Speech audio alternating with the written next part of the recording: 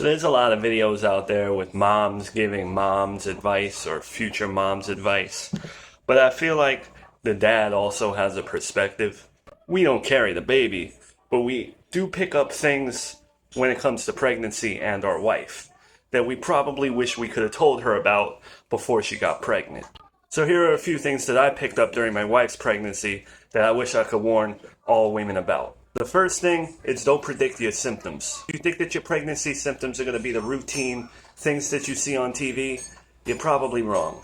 Like my wife's gums started to swell really bad. They don't have that in Hallmark movies, you know what I mean? If you buy a pregnancy seat cushion for your butt, you're going to forget it every day. Don't bring it in the house and leave it in the car. If you need one for the house, buy a separate one for the house, because you're going to forget it everywhere you go. If you have a husband or a baby daddy that loves you, he's scared to death. No matter what he says, he's terrified. And again, if he loves you, whatever problem that you come to him with in pregnancy, whether it's a symptom or a worry that you have, he's going to try to solve it. And there's obviously never any way that he can solve it.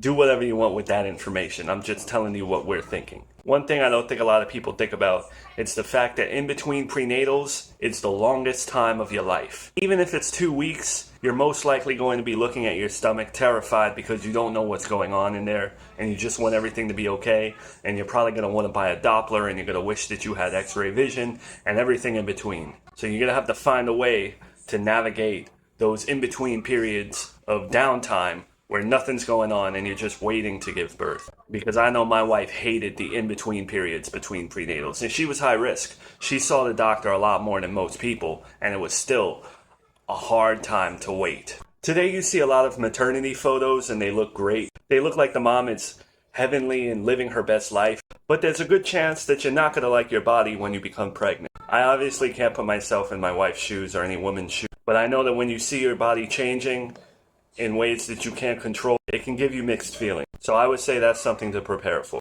And last but not least, no matter how hard you try, you're going to stress and you're going to get really upset at times, and you're going to feel like you're hurting the baby or that you're a bad mom for getting upset.